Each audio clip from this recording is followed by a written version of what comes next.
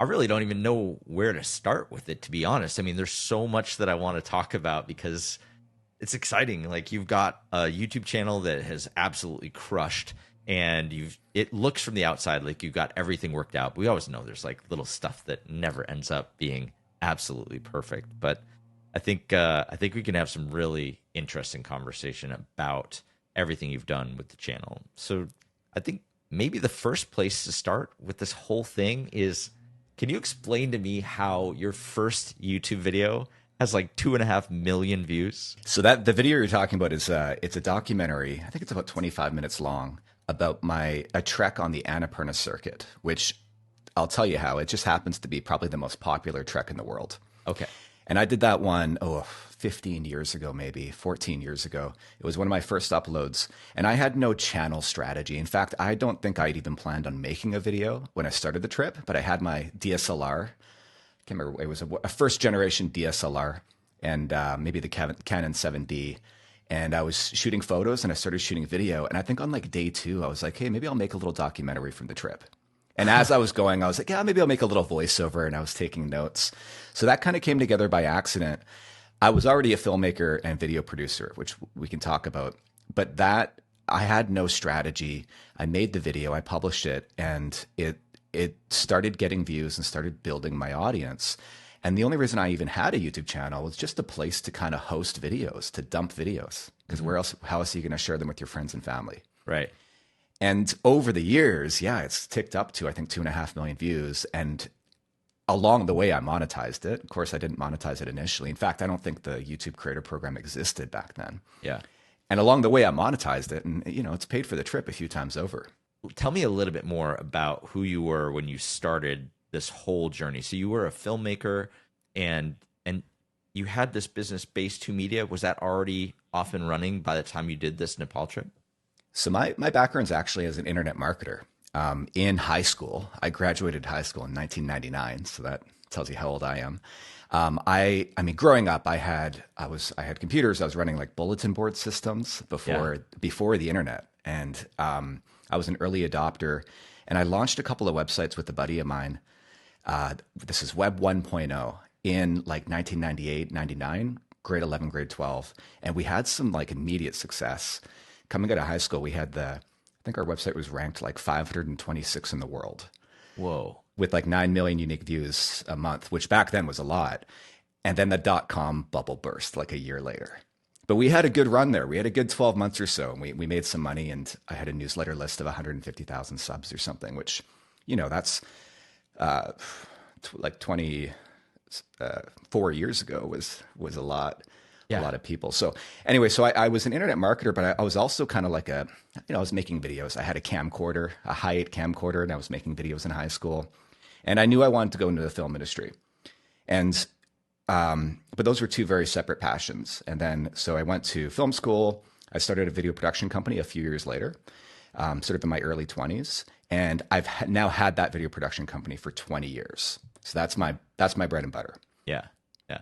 We do corporate video, training videos, stuff that pays the bills. It's not overly creative.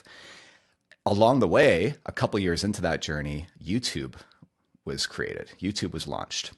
And I saw my two worlds, my two passions collide, which was internet marketing and everything I knew about newsletter marketing and online marketing and video.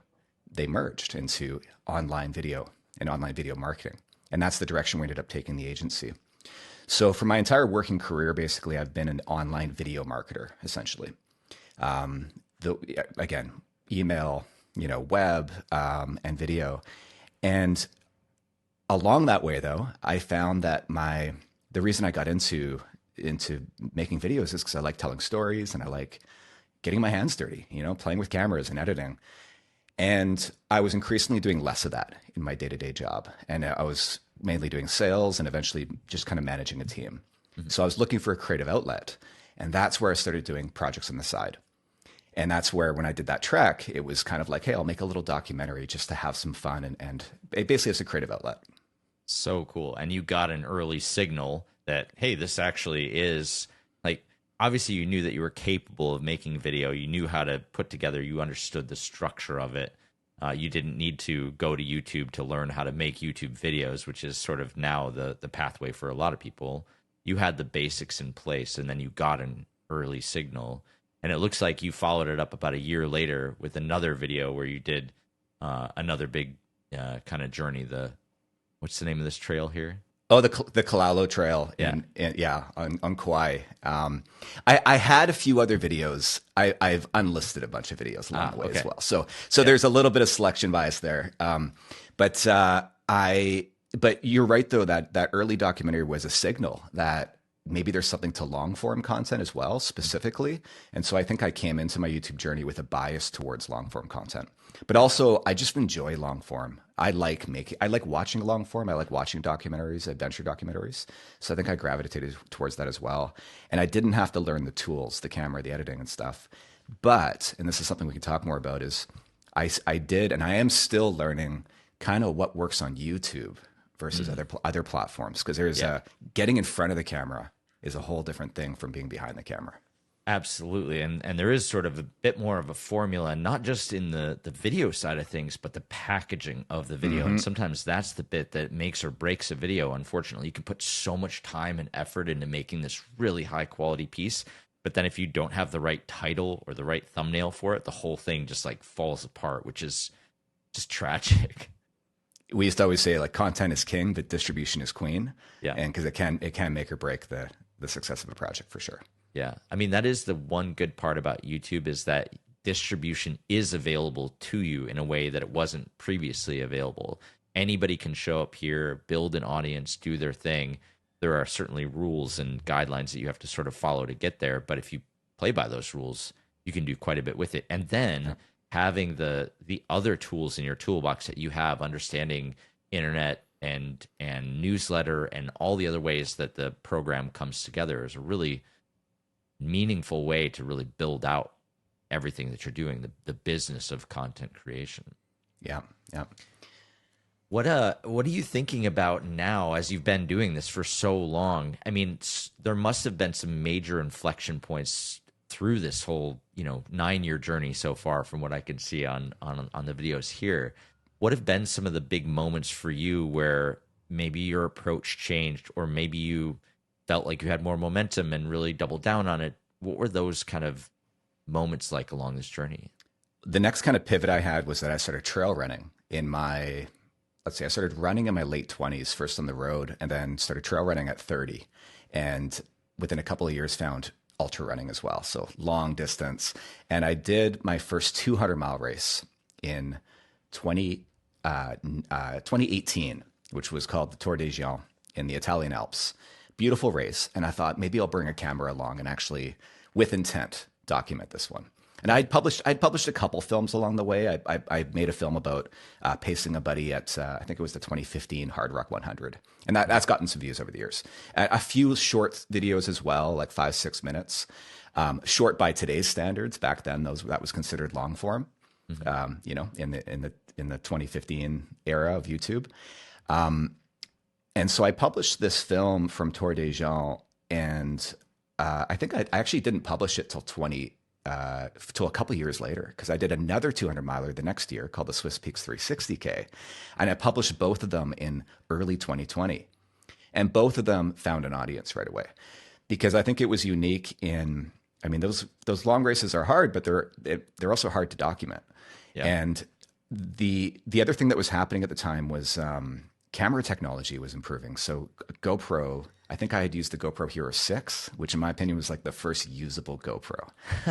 Like it had decent stabilization. The color science was finally coming around. And so part of it was just having this consumer technology kind of catch up to, what I needed to tell a good story. So both of those films performed quite well. And then I was able to start to build up this audience, and an international audience of trail runners. And so that was another big inflection point for me. And it's from that I realized, and especially heading into the pandemic, that where, a lot of us, I think, kind of reassessed our priorities and our career paths and things. And that's when I kind of leaned into the trail running side of things. And more specifically, that's when I leaned into investing more time and energy into YouTube and trying to make it a go. So when did that consistency really hit? Was it during the pandemic when, Yeah. you could really focus in on it? Because a lot of times the main advice that a lot of people will give, which I think is legitimate advice, is to just focus on being consistent over everything else because it's sort of about getting reps. A lot of people don't come into YouTube with the filmmaking background that you had, but it also helps sort of build the audience and they can rely on you to continue delivering when you were getting consistent, because you can't consistently run a 360K race every week in and week out. No. What was your thought process as you were developing the channel and trying to become more consistent during that era? So part of what was happening was I was getting questions. People would say, "What shoes were you wearing? How do you train for a race like this?" And I started making educational content as well, reviews here and there. I realized there was content I could build around some of this tentpole content, the more evergreen long form stuff, and kind of build up my strategy that way. And it was again just like in a response to what people were asking. It was what the audience kind of wanted. So I wasn't coming into it like, yeah, I want to make shoe reviews. It was more just, yeah, well, I did a race, I published a video. Now let's talk about the gear, and then maybe build some content kind of like leading up to the events as well around the training. And so that's kind of where I've landed today. This sort of mix of these kind of long form, tentpole pieces, and then some other pieces where they're maybe lower lift and also lower expectations as well in terms of views, but I can put them up more regularly. And trying to find sort of different formats that are repeatable, mm-hmm. that can be, again, sort of supported by a few big evergreen pieces each season. There's a famous strategy that I think YouTube even shares with incoming creators. It's this pyramid strategy of help content at the bottom, which is like your how-to searchable, highly, whatever. Then there's the hub content, which is sort of like who you are. And then there's the hero content, which, like you were saying, is the tentpole, like big race, big event, big moment. Did you ever struggle with this point of working with your audience? And of course, things have changed over the years, but your audience coming in to say like, well, I only came here to find out about what shoes you're wearing or what food you're eating. And like, I don't care about what you're, running this weekend or your favorite local trail or whatever. Did you have a hard time balancing that part of it out, or were you able to kind of disconnect from it and just let the whole thing play out? Yeah, I'd say that's probably the part I'm still struggling with, is the need for more of that kind of the audience building content versus the audience nurturing content. Mm-hmm. I mean, doing reviews, for example, it's such low lift, easily repeatable, but I don't think you build the depth of relationship with your audience that way that you do through long form and more story driven content, importantly. Yeah. And I think that there's been, I mean, my channel has, I've had success and it's grown, but it's been steady, but slow, mm-hmm. relatively slow compared to the faster rises I've seen on some competing channels, say. But it's like sort of a quality and a depth to that relationship that I think I'm seeing. If I can hold true to that path, I'll have long-term success, instead of potentially, because I have seen other channels, not necessarily in trail running, but in other spaces where, they've got 1 million or 2 million subscribers. But when you look at some of their recent videos, they're getting like 10 or 20,000 views. Yeah. And you think like, where did the subscribers go? Where's the audience, right? Yeah. And I hate for that to happen too. So, and the other thing I look at is like, I like to say, like you can do anything, but you can't do everything. Mm. And every hour I spend on a gear review video is an hour I'm not spending on a film that might live on the platform for the next decade, like that Annapurna Circuit film. So right now I'm really still focused on getting out as much quality content as I can that I'll look back on as like a portfolio, like a body of work. And the other stuff, I sort of am trying to move it to the opposite end of the spectrum. And so like, sure, along the way, if there's some quick stuff, some low lift stuff I can put out to support it, great.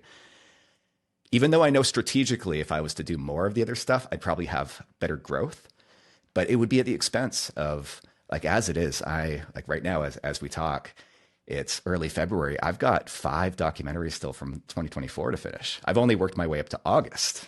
Like, that's how much backlog I have. So wow. Again, every hour I spend on something that's not a piece of long form I feel it's taking me away from that core strategy.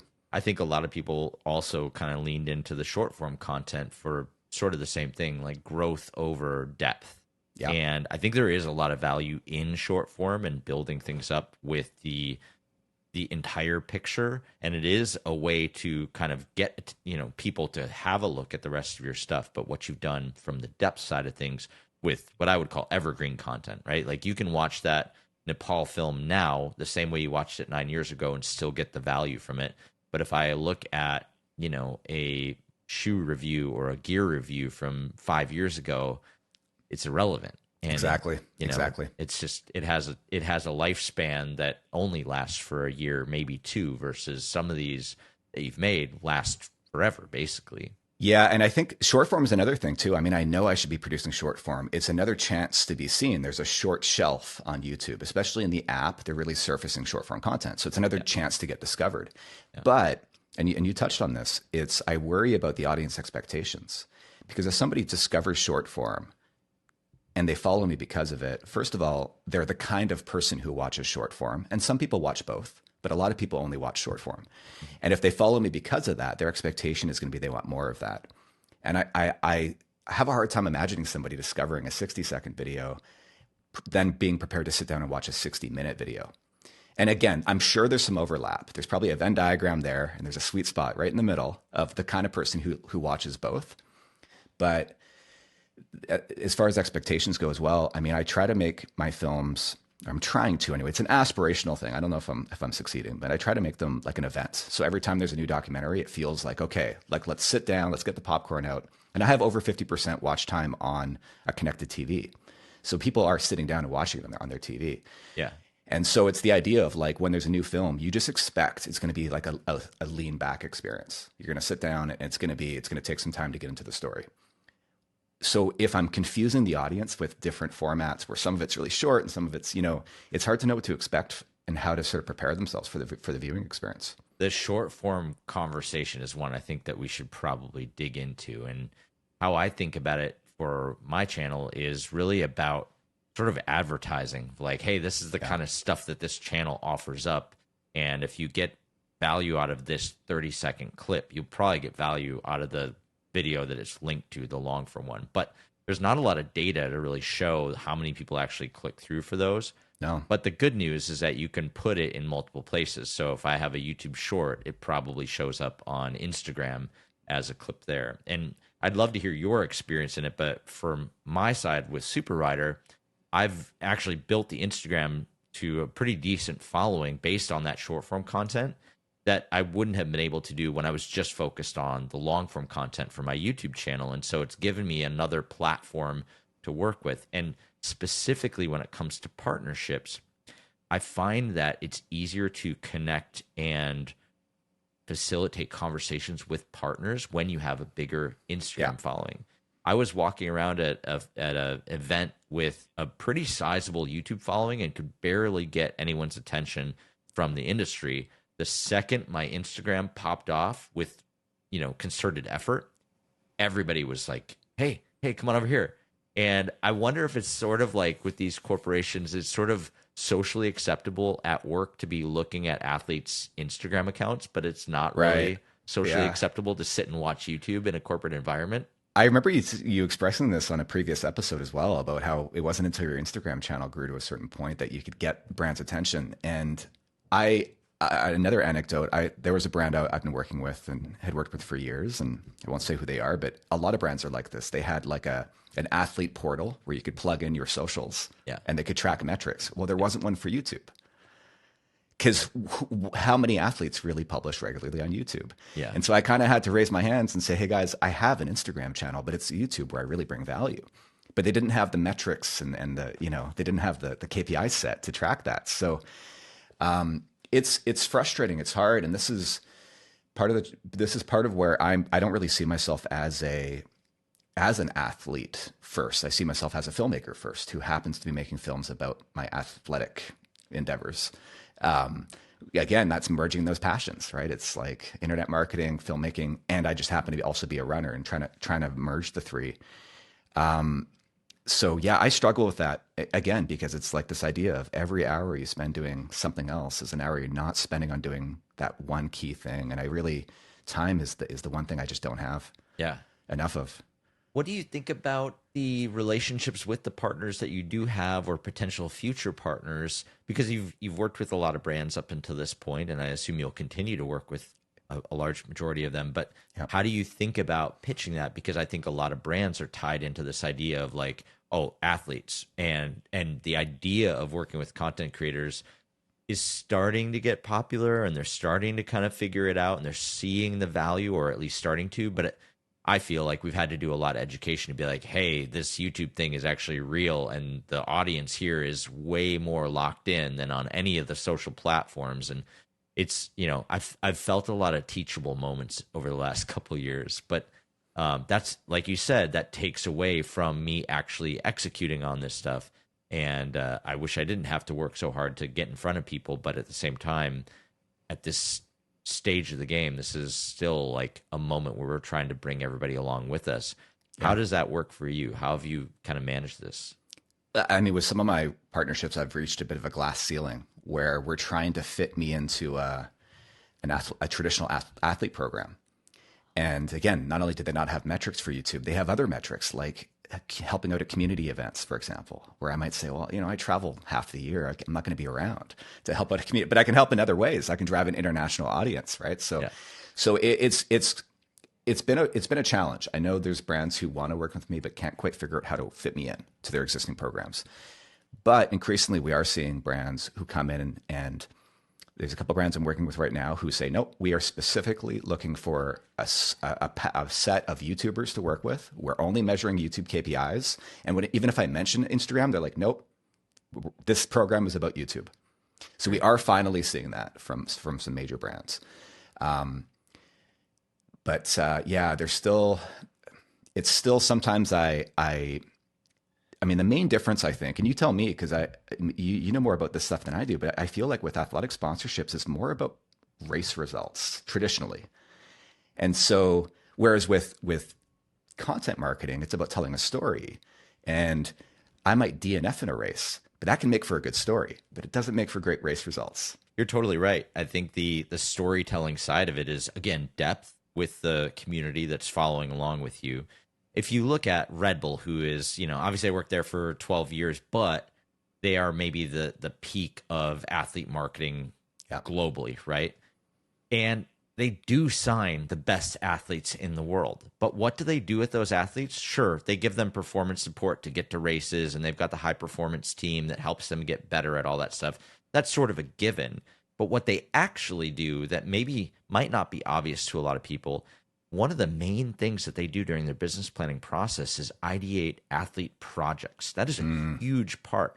And Red Bull actually has performance athletes and project athletes. There are athletes who haven't competed in ages, but they do amazing projects that are just incredible. And when you can find an athlete that can do both, that's like your sweet spot for sure.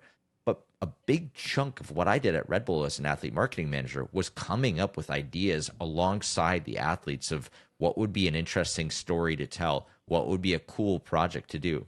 Dylan and I did an FKT project where it was called The Lost Coast, and he ran an FKT, but it wasn't just an FKT. You had to dodge the tides and time it out just right and run fast enough so that the tides couldn't get you. And we worked on a story around that, and that to me was really interesting, and it reached beyond the trail running community, and it wasn't a race, it wasn't a competition, it was just a story based on that stuff. And so I think there were a lot of ways where, that's one example, but the idea of projects ended up working really well and continues to work really well. If you ask someone to talk about something Red Bull's done, chances are they're not going to talk about a race result that a Red Bull athlete got, but an athlete project. Like, oh, remember that time the dude jumped out of space? What about the time they put the hot air balloon with the mini ramp in it and the guy was riding his BMX bike like 40,000 feet in the air? Like, that's the stuff people talk about. And that's where content, that's where storytelling really comes in. And so what would be my best case scenario would be if I could just go to brands and pitch projects that were big, and they would, put the resources into making it happen. And guess what? They'd probably get really great results. But right now we're at the stage of just trying to get meta ads made and Yeah. try to do 30-second integrations. Well, I feel like too the traditional athlete sponsorship was built around earned media more, I suppose, years Yep. ago, right? So you'd win something, get some kind of good result in whatever sport, and you get earned media as a result. Whereas at some point we shifted over into content, either brand made content or athlete made content. And so maybe that's now with that shift, it doesn't matter about the result anymore as long as there's a story being told, because you're not expecting somebody else to validate that in a way where they say it's worth telling a story about. You can tell your own story now. I remember actually Ryan Sands out of South Africa, one of the first trail runners when I first started running. I was like, they were making some great content with Red Bull at the time. Yeah. I think the African attachment worked with him on an early video where he did an FKT somewhere in South Africa in like a big canyon or something. And then, of course, the African attachment went on to work with Solomon for years on their content, their branded films. And that was some of the best content being put out for years. And a lot of that was Red Bull or working with Red Bull and Solomon with Ryan. Yeah, there's a big engine behind that stuff. We talked about Red Bull Content Pool in a previous episode where they would take the photos from that project and make it free for any media outlet. So it made it even easier to get that earned media because you could, publish that stuff. They'd get out in front of everybody and be like, you can have these epic photos of Ryan running through Nepal. And yep, they're yours free. Go ahead. Here's a really beautiful photo that tells, and you can tell the story around it so easily. I wonder on the earned media side of things too, if things like YouTube are sort of democratizing your ability to have earned media, because like you were saying, a race result would have shown up in a magazine, but that was the only game in town that you could actually get earned media from. Now you and I have the ability with your channel and with my channel to just create earned views, right? Yeah. By making great content that, tells a story about whatever it is that we want to talk about. Well, the other shift we've seen, you and I talked about this briefly offline before starting recording, which is the shift towards athlete produced content. And, this idea of some of us come at it more as a filmmaking side of things. Others are athletes who are saying, I need to tell my own stories, and they're having to learn the filmmaking side. But for a lot of years, it felt like most of that content that was being produced was published on a brand channel. Yes. Right. So Solomon had their own channel before many Solomon athletes launched their own channel, for example. And there's filmmakers like Billy Yang, who's a good friend of mine, and you've probably heard that name. He's an OG in the trail running filmmaking space, and he's managed to walk this line where a lot of the projects he produces, he works with brands, but he publishes on his own YouTube channel. So, which is really interesting. And I think he's the exception, because over the years, what we've mostly seen are filmmakers and athletes partnering and producing content that gets published on the brand channel. Yeah. And I've never seen a brand channel succeed in the same way. Maybe there's some exceptions, but most brand channels underperform compared to the athletes now that they're sponsoring, producing their own content. 1,000%. I have been screaming this into the void to any athlete who is on the phone with me of, hey, look at this video right here where this, bike brand got 200,000 views on a video about you.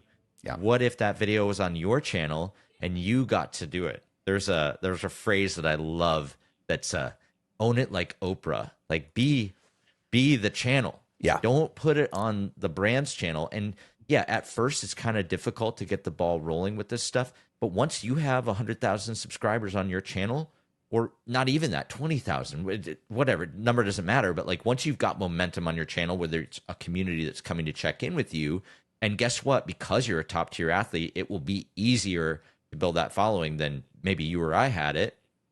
Once you've got that and you've got momentum, brands are going to start coming to you and be like, hey, we want to make a video with you, but let's put it on your channel because we know it's going to perform better than if we put it on ours. And it's our way of supporting you. There's probably the best example of this. Cristiano Ronaldo started his own YouTube channel and it went through the roof, right? But the real genius of it isn't just that I'm going to make a YouTube channel. And you and I probably both as YouTubers were just cringing with the first couple videos.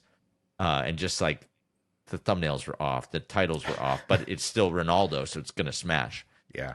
But now he doesn't have to do anything for anyone else. He can just say, put it on my channel. It's the third largest sporting YouTube channel or whatever. It's one of the biggest sporting YouTube channels online. You can put it here, and like you were saying, distribution is queen, right? I've got the distribution. Wouldn't you rather it went on a channel with 50 million or 100 million subscribers?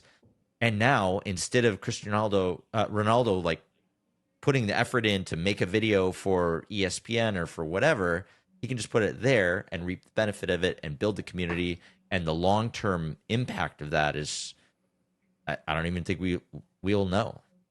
I'm kind of old school too. Like I have this bias towards, I feel like YouTube channels should be like a person's name. Yeah. As opposed to a brand. I like, it's a place to broadcast yourself, right? That was the original tagline.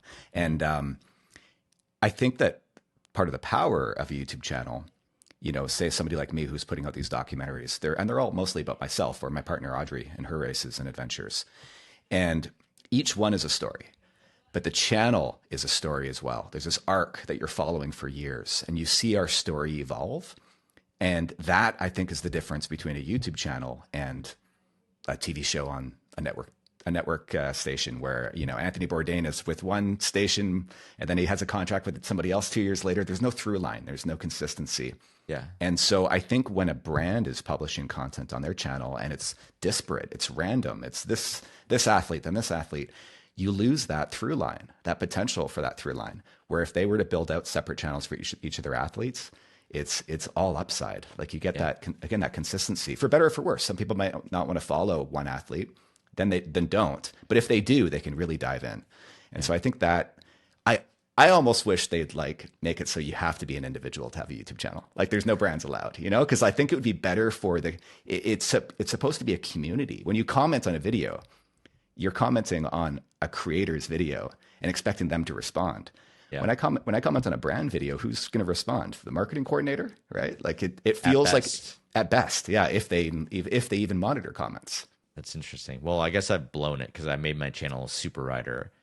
The initial reason why I named my channel Super Rider instead of using my own name was that my goal was actually to recreate a TV show called Super Rider. I wanted to bring it back. It was a TV show in the 90s in Japan that I loved. And it was basically Ninja Warrior on bikes. And I thought, hey, if I could build this channel up big enough, maybe I'd be able to find the resources to like bring back Super Rider and then we'll be all set. And it's been an interesting journey to get there. And it is funny to think about, like, well, what if I changed it to my name now? Would it throw people off? Would it actually help me? It's a good question to kind of play with. I'm not really sure, to be honest. I'd have to toss out all my merch, I guess. I would argue that, I mean, it's Super Rider in name only. We know it's Aaron Lutzy. Like it's, you know what I mean? And that's where I think you've done it right. Like it's your face first and foremost. And if I was to tell somebody to check out your channel, I'd probably say, check out Aaron's channel. Yeah. Oh yeah, I think he calls it Super Rider, but I'd be referring to you as the creator. And I think that's the main point. There's a creator that we are following. We're following your journey. Yeah. I think the thing that I'm really trying to work out right now is I've built the channel off of tutorials, off of giving people a new way to learn a skill. But how do I move past that? Because if I do my job right as an educator, you actually don't have to come back to my channel, which is sort of a problem for me. Like if I taught you how to balance your bike in place or how to hop over something or how to do wheelies, you don't need to come back. You're like, great, thanks, see you. And that's really great as we go back to that pyramid of help, hub, and hero content. Yeah, I'm smashing it on the help content because that's all the channel was founded on, was me helping you. And I think I've built a lot of goodwill, and it actually makes it really easy for me to think about that structure of long form, short form. Short form is like a quick tip to help you out. The long form is the very detailed breakdown of more complex skills. But then how do I get people to care about me, and what is the business of the channel moving forward? Because there needs to be something more than this transactional, like, cool, thanks for the tips, see you later. Yeah. And so this idea of also sort of titrating in new formats like the travel series that we did, or like the road trip series that we did last summer, trying to expand and develop without losing the essence of the channel of, like, you know, the way I think about it is I've taught you how to ride. Now I'm going to teach you where to ride and try to give you a little bit more of that. And hopefully you've gotten enough of my vibe and my tutorial videos that you'll stick around to see the other stuff I'm doing, and that you maybe care about me a little bit more than just like a random person who's posting a similar travel video or whatever. Yeah, it's what is the bottom of funnel offer there, right? Yeah. Um, I I mean, I think people who do it well, and we're trying to do this. It's you build the community and you monetize from the community. You monetize in access, like access to you Hmm. and experiences. And I think the best case is bringing it into real life where you can take it off the platform. So not just digital products and things, but in your case, it could be hosted trips where you're taking out 20 routers and you're going and routing together somewhere cool. Yeah. Meetups, training camps. I mean, it's a similar value proposition. They're there to learn and they're getting inspired. And then a lot of them are going to say, "What's next?" And it's, "Well, come with me. We'll Yeah. go ride in Chamonix for a week." And What has been the best for you? Because you've done the travel stuff, you've done the camps together, you've kind of built and had a chance to kind of dabble with all these different elements in real life. How has your journey been with that? Because I've seen a bunch of the travel videos and a bunch of the camp videos and stuff. What's worked best for you, or what's not just from a business standpoint, but just in general, like what is the most meaningful for you? we're trying to inspire people to get active and to travel, but not necessarily travel. I mean, there's to experience their backyard, right? And that they don't have to race, they don't even have to run. Like even just getting out and hiking, being out in nature and just challenging themselves. Sweating, like trying to do hard things. And I think that a lot of people, again, some of them aren't comfortable doing, like, say, a big hut to hut fast pack on their own. And yet they're itching to go because we've inspired them to do so. And so by offering trips where we're saying, "Come run with us around the Tour de Mont Blanc," we're enabling them to do that in a safe space. And a lot of people will come with us and then they'll say, "You know what? This wasn't so bad. I think I could do this on my own now." So we're sort of like setting them off on their journey of doing self-supported adventures as well. So that's kind of one thing. It's rewarding to see that because we do, and to experience, to share I mean, we are genuinely passionate about what we do, and getting out there and especially when you involve travel and different cultures and meeting people and eating good food. I mean, it's such a fun thing. And so it's fun to experience that with other people in real life. Yeah. We now are also, so Audrey, my partner she launched a coaching business last year. And so again, part of this is it's providing that next step where a lot of people will reach out to me and say, "Hey, do you provide coaching?" Or they'll reach out to Audrey, or they have specific questions about training. And it's hard to do that on Instagram in a message, like Yeah. it needs to be structured. So instead we're saying, well, we do offer coaching. And a lot of people are like, "Thank God. Like that's what I need. I need a coach and I want to work with somebody I know, like, and trust." And so we're enabling them to take the next step. And it's a great bottom of funnel offer for us as well. So we can build up this coaching business, Yeah. but it's a win-win. And then now we're going to start to feed that back into the content. So moving it upstream, having Audrey featured as a coach in my content, talking about tips and techniques. One of the main things that's been sort of popping up recently is this concept of creator-led business where there's a product related to a creator. And of course, there's the really mainstream ones like Prime with Logan Paul. There's Mr. Beast and Feastables, Ryan Trahan and Joyride. What do you think about that happening in the outdoor industry and specifically with your own world? I mean, coaching is a natural extension and something that's, kind of a well-worn path. You can definitely do that. You can use that as a lever to build it up. What do you see as the future in the outdoor industry when it comes to people like us developing products and putting them out? I think products is one way. So, I mean, you mentioned you're doing merch. We do merch. We have some print on demand t-shirts, but I feel that's very superficial. Yeah. It's not a lot of value. It's a branding play. And I think a lot of people buy our merch because they just want to support us, throw us 20, $30. Yep. And they get something in return. But I think the next step is to develop products that actually solve a problem where there's actually like, there's a need in the marketplace. So I think it is, I don't know, developing better bike components. In my case, I don't think the perfect fast pack exists. I think I can help develop that pack one day. And, things like that. I'm working with a brand right now on some new arm sleeves because I think there's still some, I wear arm sleeves all the time. And so I think developing products from a place of, I don't want to say expertise, but you have a unique perspective as a creator often because you are an athlete. You're using this stuff every day. I think that's the next step. So it is developing your own brand, your own products.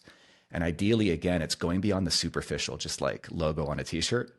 It's developing real products that solve a real problem. Yeah, and you can, just like you were talking about the channel arc of what you're sharing with your audience, you can show that development actually taking place, and you can talk about where you started with it, and then, you know, kind of get people hyped up for when it actually launches. And the other thing that I think is really important about that, and I think something that gets overlooked a lot in this discussion, is the ability to communicate with your community. Because I think a brand has a little bit of a layer in between their community and who's buying their products and what they think about it. Of course, the most vocal people will probably blow them up on Instagram, but I think that the conversations that you have in the comments on a YouTube video are a lot more nuanced, or who responds to a newsletter that you send out, or I think you have a Discord community too, right? We do too. Yep. Yeah, so you have a lot of different ways to communicate with your people. Just like for Second Nature, we've got the Slack channel that people come in and share their feedback, and we have conversations. We take inspiration and insight from there. I think that when you're developing a brand, having that immediate contact with your community actually is a really important element to help you make the best product with the most insight from the people that are going to buy it. And that connection that you have, that depth and that honesty that you can share with those people, and that sort of language that you both have, could sort of like speed up the process, or impact it in a way that I feel like a lot of other brands might not have access to. That's where the creator stuff really shines, I think. Do you follow Mark Rober?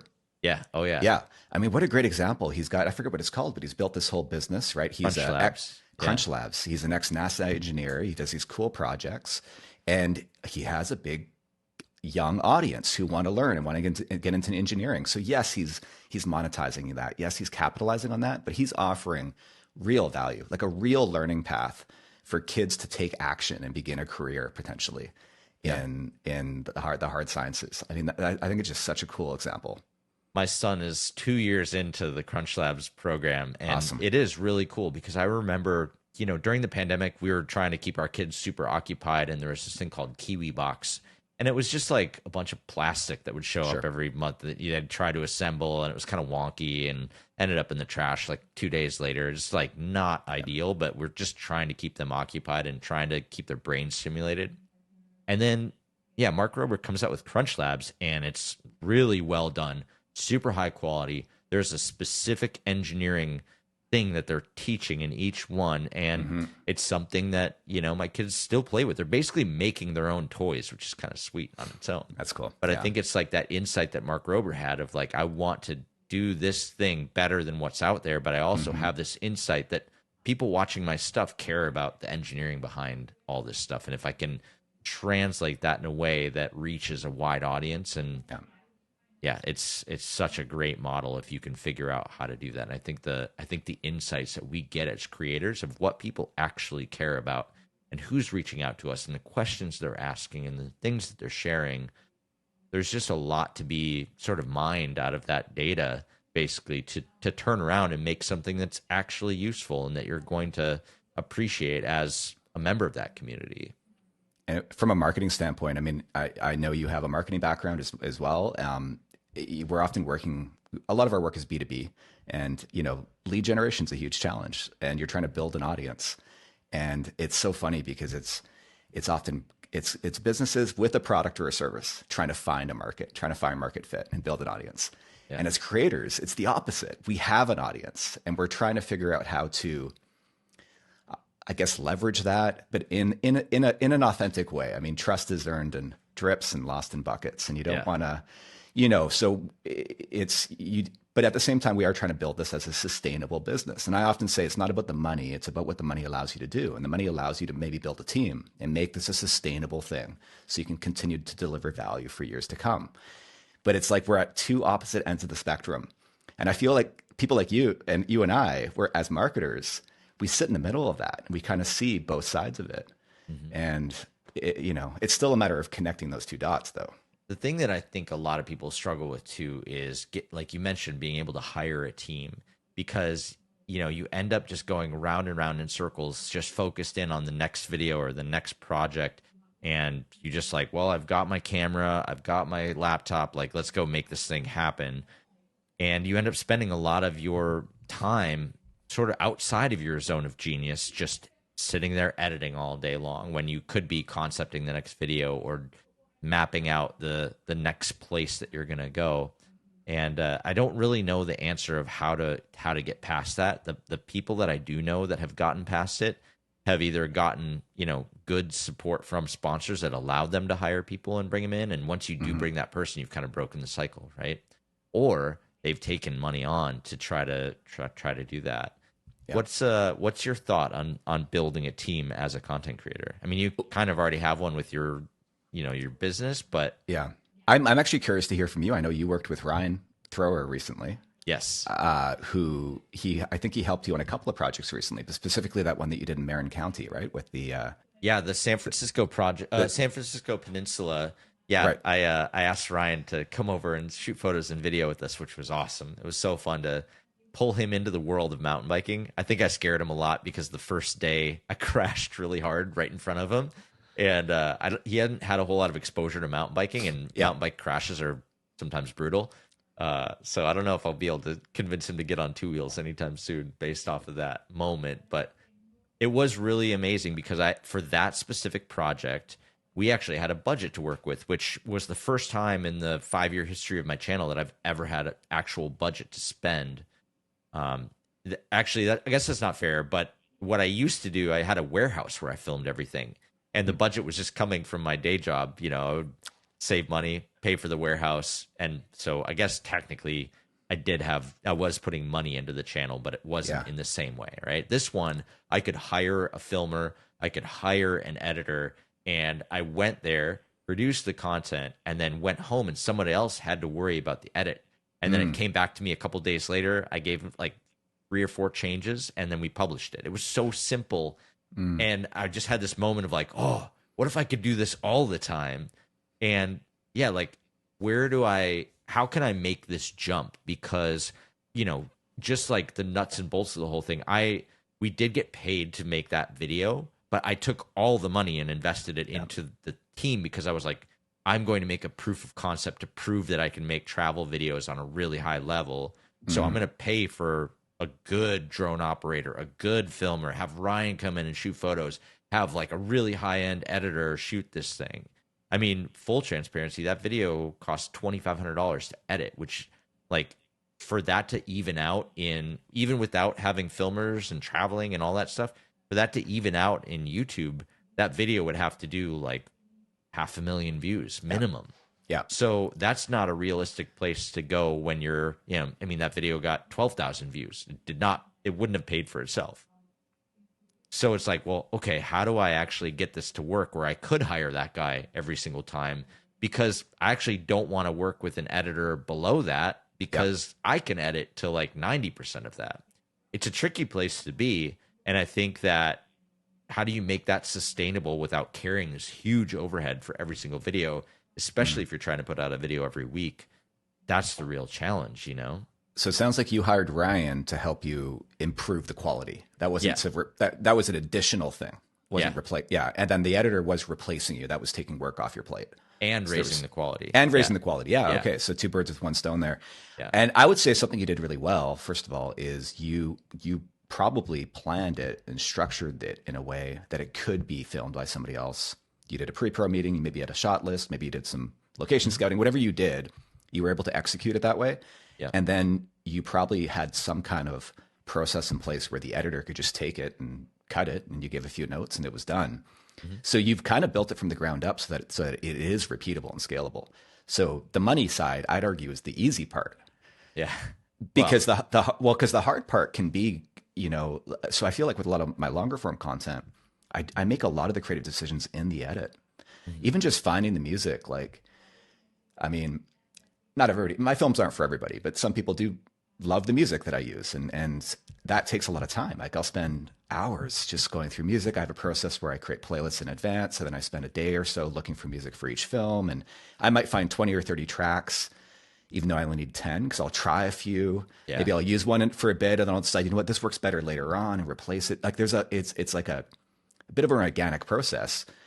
And so if I was to hire an editor, am I now just saying whatever you think?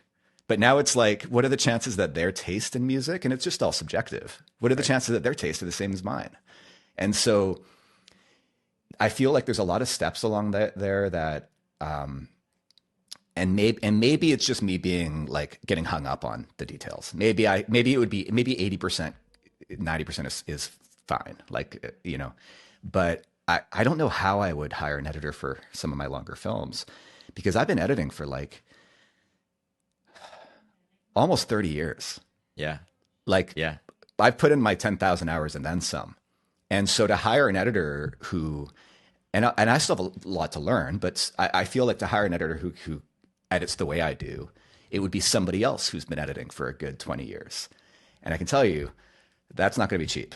No. A 20-year veteran editor, I can't afford, it would be, it would be thousands of dollars. I'll spend 100 to 150 hours on a film, on a long form documentary. Yeah. So that's somebody for a full month, so that would be probably what, 10 grand for a qualified editor to sit down and do that. Right. You'd have to get over 1 million views on the video to even get close to that. Just to break even. So, and then there's all the extra. Well, I'd probably have to sit with them a lot to help with a lot of the decisions. So I'd probably still be spending 30, 40 hours. So am I saving? What am I trying to solve for? Am I trying to save time? Am I trying to increase quality? So I think I've kind of arrived at this idea that I need to do fewer of these kind of long form, what I would consider like these creative outlet projects, and do them better, and probably do them myself, continue to do those myself. And I need to find formats that scale to complement that, so that I'm putting out regular content, but I'll do it like you just did, which was from the ground up, design it so that I can hire somebody to help execute that, and not be as precious about it maybe as well, like as far as like even something as simple as music selection.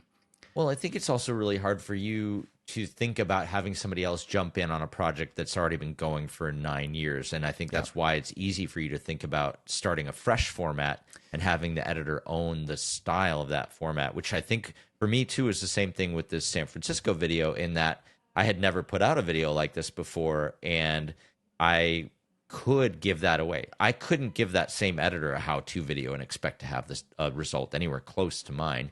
I think he'd have some interesting takes on how to edit a tutorial video, not having done it before. Yeah. But I do think if you had a new format or a new approach to the format, then you're not comparing apples to apples anymore. And you could have him say like, well, this is my take on it. And you're like, great, I didn't have a take in mind, so this is good.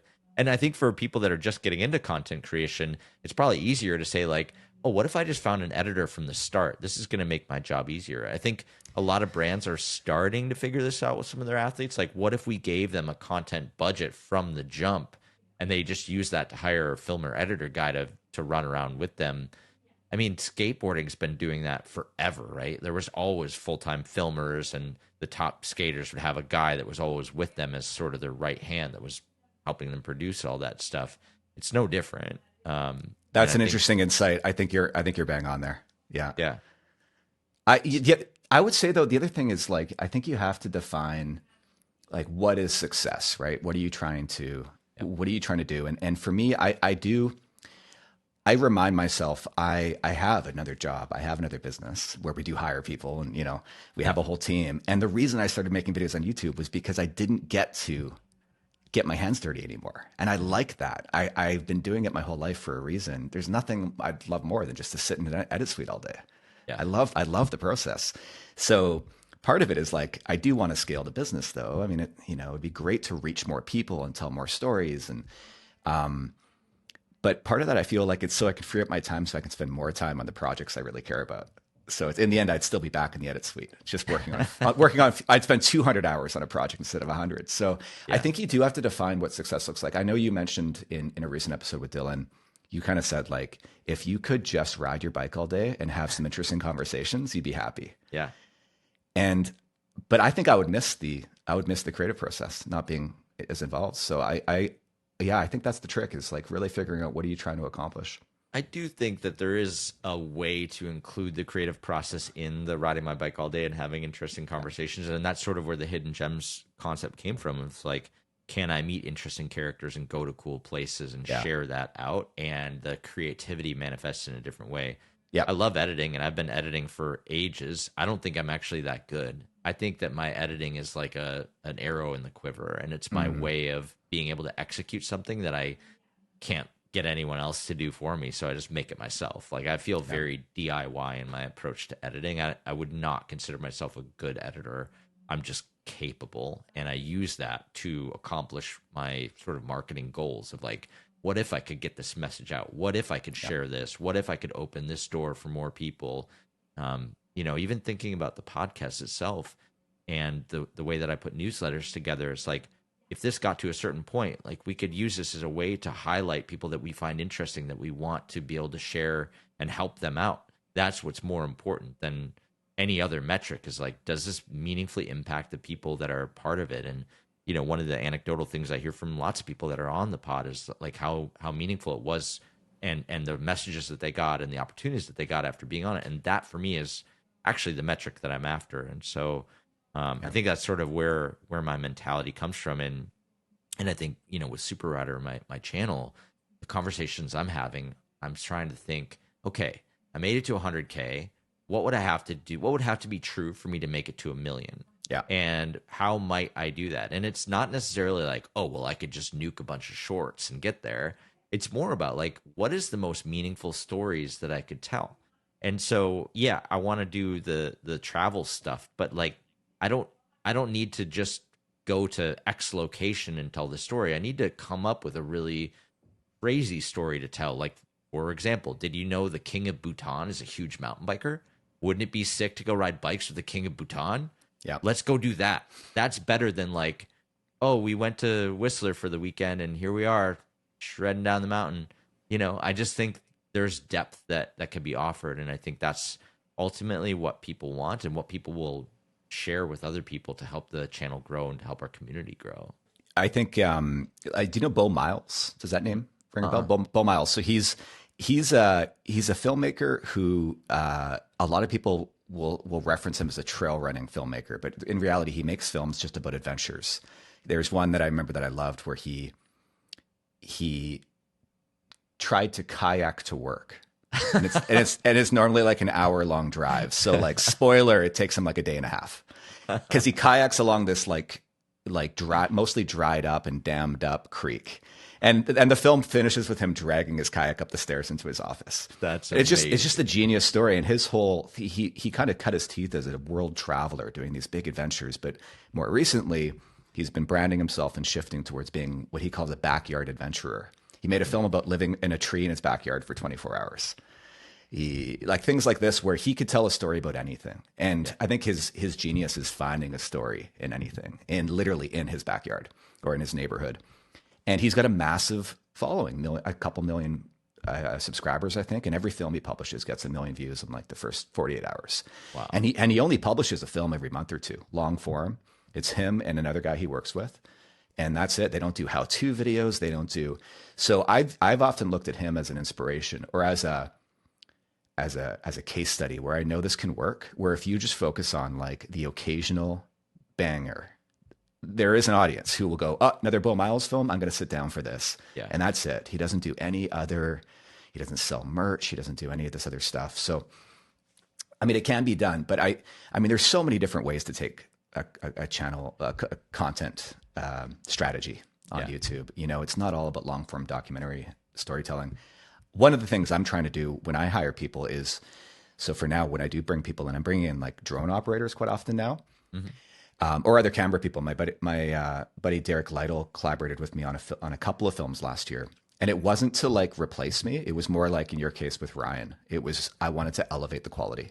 Yeah. So right now, we are investing in bringing in people, but it's like not to save me time. It's to like it's additive. It's increasing the quality.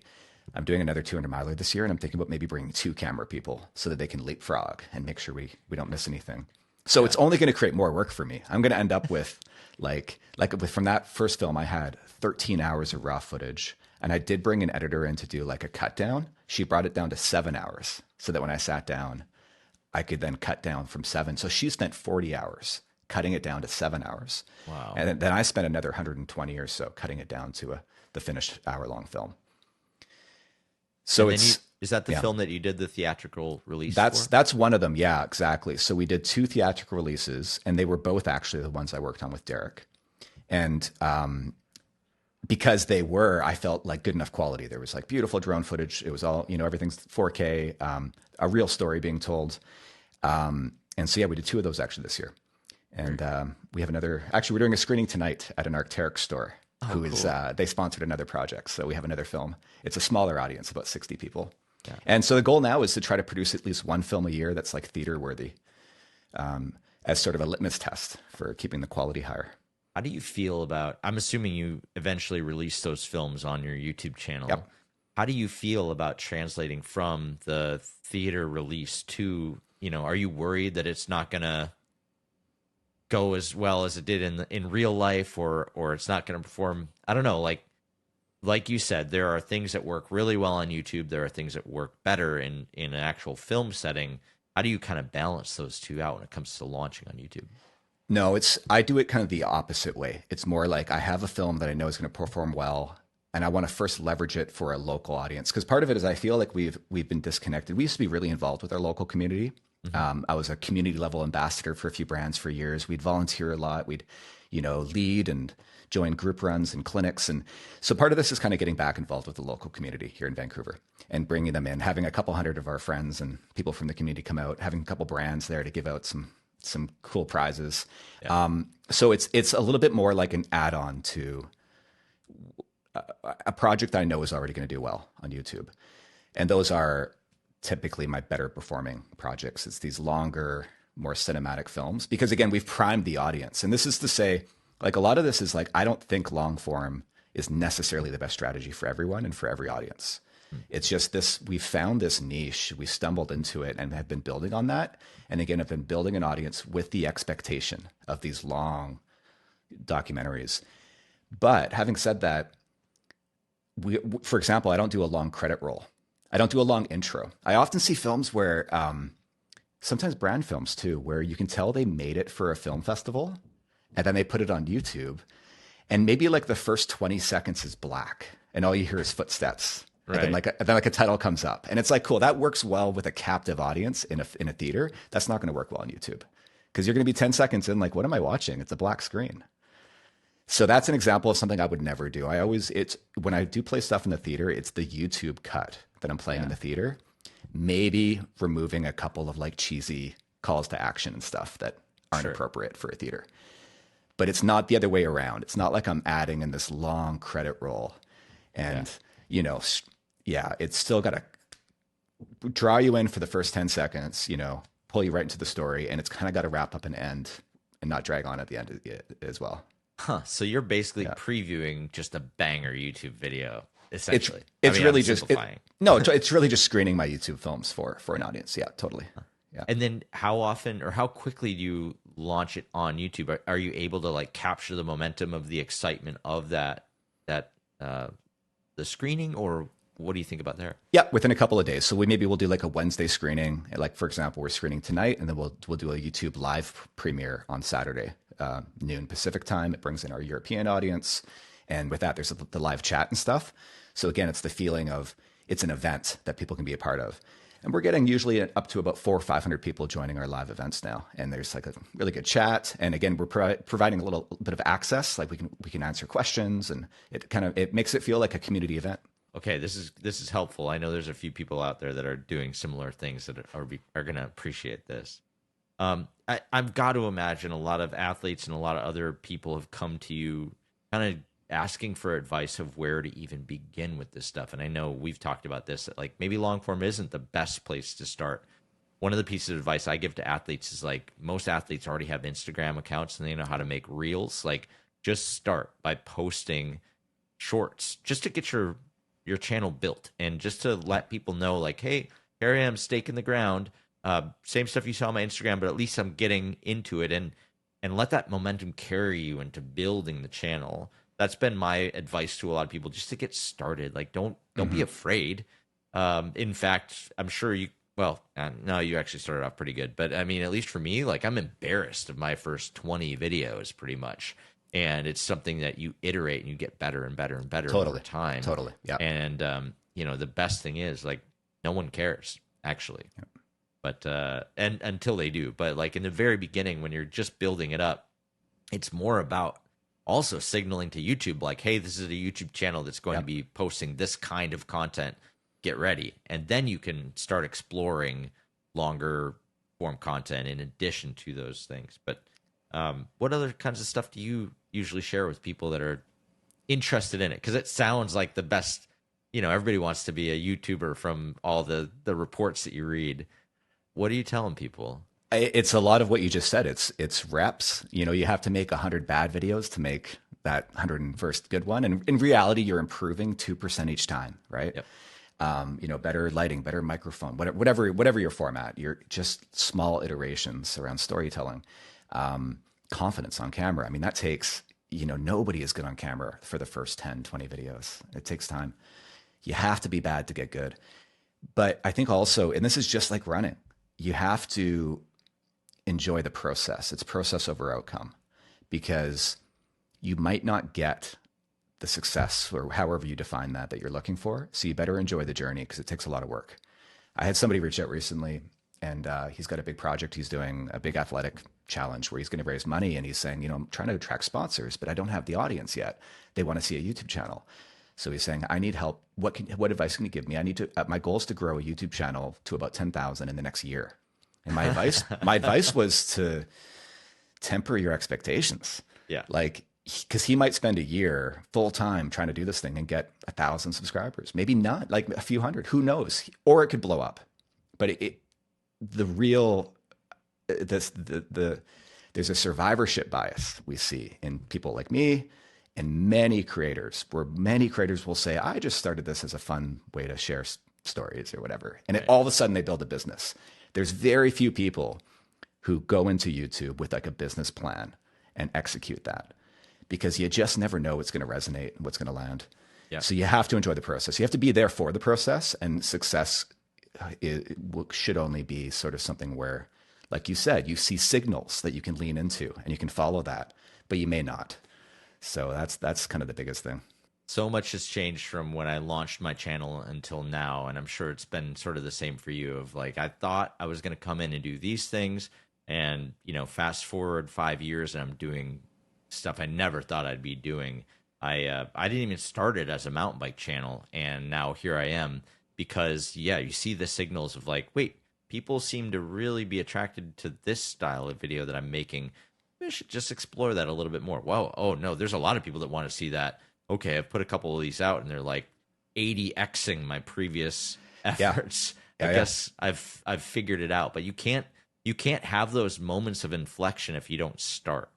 Instagram famously was what? A messaging app within a video game or something. It was like a video game, and they launched a messaging component, and then they dropped the game and kept the messaging, and then they added photo sharing within that, and then realized the photo sharing was the most, and they pivoted and pivoted and pivoted, and created this multi-billion-dollar photo sharing app. But they stumbled their way into that, right? And that's why we see all the biggest innovations tend to be from small startups who pivot their way into it and then get acquired by big companies, because big companies, they want to go into it with a plan and be have a strategy to get there. And that's not what content is all about, because we're learning a craft, we're building an audience, we're figuring out a strategy, we're doing all these things all at once, and it's like this moving target. I think the only other thing I would add would be, and you mentioned this the other day, you kind of mentioned it here as well. And I think I should say also, Aaron, I think you and I read a lot of the same thought leaders. There's a lot of, I collect quotes as well. I know you mentioned having a vision board, and I have like a whole list of quotes as well from a lot of the same thought leaders. But you mentioned as well, like, be careful what you're good at. Yeah. Because that could end up, like in my case, I think I'm good at editing. That is, when I'm not running, I'm in the edit suite. That's my life. Probably for the foreseeable future, because I don't know how to pivot away from that and bring my audience with them. And I don't know that I want to. I like editing. Yeah. But it's a good thing I enjoy it. Right? Right. Yeah. Oh yeah. And I think as well, when it comes to content, I see this a lot where there's another channel. He's not a trail runner. I think he does some hiking and mountaineering though. He's got a big following, like 1.5 million subscribers. He started out making adventure documentaries, and then he started doing the odd review, like a gimbal in a drone, and those blew up, right? So he's going from 10,000 views to whatever, 100,000 every time. And he saw those as signals.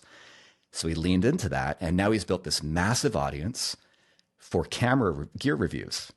But you can tell his real passion is for the outdoors. So he once in a while would post a vlog and it would just like, it would get like 5,000 views. Hmm. So he started a new channel trying to get back to his roots. And I think he ended up giving up on that because it was just pulling him in two places, right? And it wasn't getting the results he wanted. So he's back to doing the reviews. And maybe he now has a passion for gear reviews after all this time, right? Like, but you can tell, and when he talks about it, you can tell he wished that the other side had blown up, the other type of content. So it's even, I think, be careful what you're good at when it comes to the format and the kind of content, if it's short or long. Or my question for him, or what I wonder would be, had he stuck with the other stuff for longer? Had he really given it a chance? Could he have built an audience around that? Because if you follow a signal down the wrong direction, you're not just saying yes to something, you're saying no to something. Yes. And you're not just saying yes to an audience, you're saying no to an audience. You're priming an audience now, and you're building an audience for the filmmaking gear reviews in this guy's case. And you're really saying no and turning your back on the other audience. And you can't have it both ways, not on the same channel. So, because they are very much different audiences. So again, if he had spent the last, in this case, 5-6 years building that audience, getting his reps in for storytelling driven content, could he have achieved the same result, but be happier with where he landed?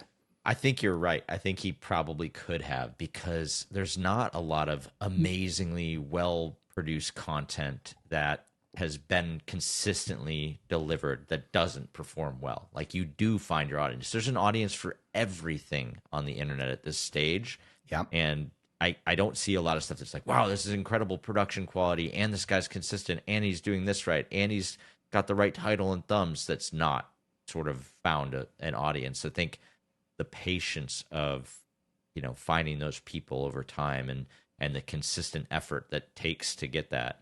It's easy to go for the shiny object or the path of least resistance on so much of this stuff, especially when you're working so hard. You just want stuff to work, and you want to just be like, all right, I'll take that as a signal. I guess I'm making gear reviews now. When in your heart, like, if you say yes to something, you're saying no to the thing that you actually wanted, and that's a tricky place to be. Yeah.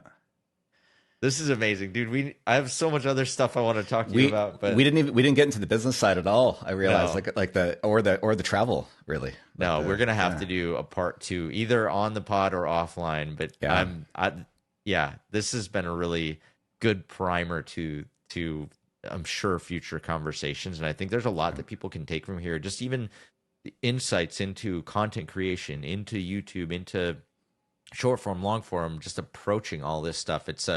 I feel like a lot of people on the outside, it still feels like a little bit of a black box, and hopefully we've had a chance to kind of demystify some of that stuff today. But as you know, we end every podcast with BPC, brand, product, content. And since you're the guest, I'm going to have you go first.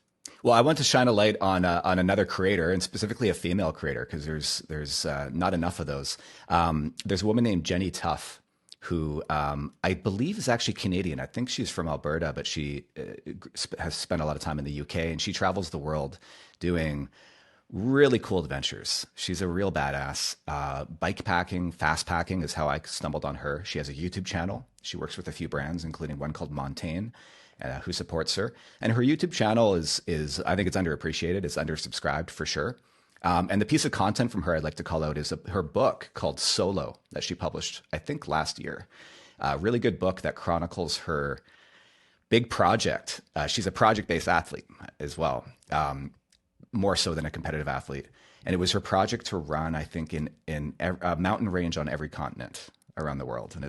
And so she's a really good writer as well. But I definitely want to kind of draw some attention to Jenny Tuff. Okay, I'm gonna do 2 BPCs, which I almost never do. I'm gonna do one for fun, and then I'm gonna do one that I think is related to this conversation specifically, because a lot of people are trying to figure out how to make YouTube videos, and the truth is, it's not really about gear. You could make a YouTube channel with your phone, but if you absolutely must, there are a few different things you could be doing, and I just want to share 2 different things that I think have helped me out to be the most nimble, because absolutely, you can have the DSLR in your pack and the tripod and all that kind of stuff. But DJI makes 2 things that I think are really easy for most people to get their hands on.